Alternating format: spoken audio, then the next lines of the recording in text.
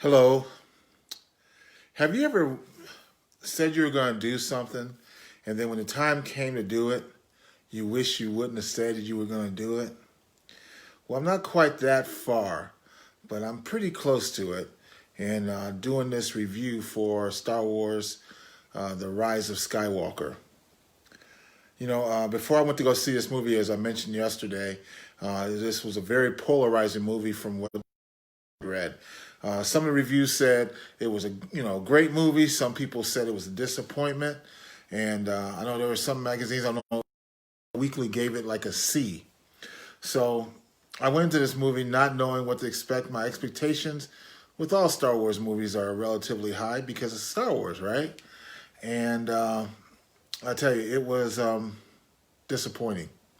I gotta tell you, the more I even think about some of the things that happened within the movie, it's disappointing because I went in there and I wanted to be entertained. This is the last movie of the three trilogies that make up the Star Wars saga, and I really wanted it to be better than it was. I think that coming out of this movie, people are going to have drinking games for whenever someone not says but yells the name Ray. How many times that happens in the movie, you'll see what I mean when you go see the movie. And you're going to go see the movie. I mean, you've invested. The first movie came out in 1977. So think about all the years that you've invested in watching these stories, either in the theater or in reruns and over again. Of course, you're going to see the movie. And maybe you can compare notes. You can put your comments in on this video. But I tell you, it was disappointing. Special effects were there, but the special effects were nothing you hadn't seen before. So, I mean, it felt like a retread of everything that happened before. And you might say, well, that's how you bring some to conclusion. But I remember at the beginning of this year, we had Avengers Endgame, and they did a good job of bringing in all the history of the films that preceded it without, at the same time, adding new wrinkles to it that made it a successful conclusion to that saga. Well, that didn't happen here. And, it's kind of funny because the lady who was sitting right next to me, when we first got there, we were sitting there, and she was just real chatty with her friend. Chatty, chat, chat, chat.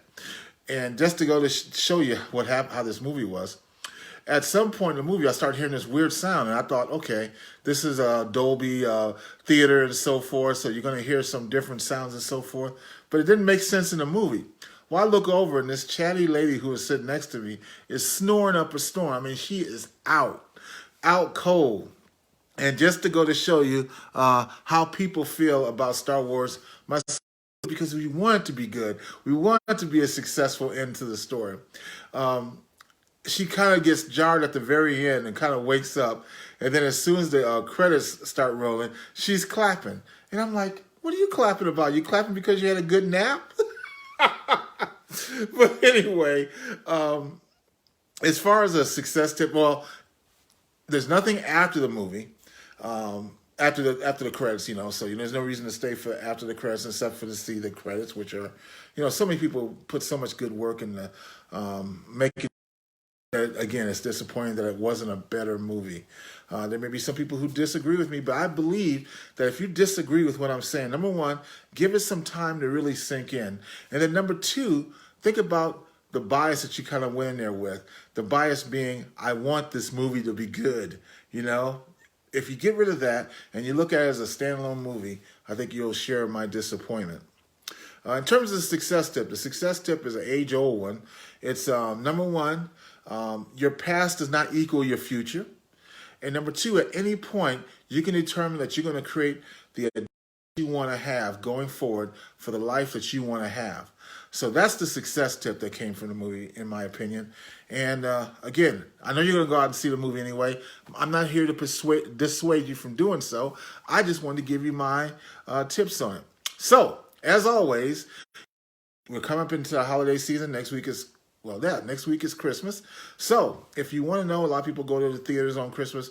What are my top 5 movies that you should see during the Christmas time right now that are at the multiplex? Go ahead and send me a private message. I will send you my top 5 right now. As you know, I do these from time to time, and they always change because new movies come out. So send me a request privately, and I will send you my top 5 movies that you should see at the multiplex this week as you go into Christmas week. That's about it. Thank you very much for your attention. I hope you enjoyed Star Wars better than I did. I really do. And if you do come back here, make your comments below. I really love to hear what you have to say about it. But in terms of the 5 movies, send me an instant message. I will respond back to you. The 5 movies, the best movies at the multiplex right now. That being said, have a great day. And if I don't talk to you before then, Merry Christmas.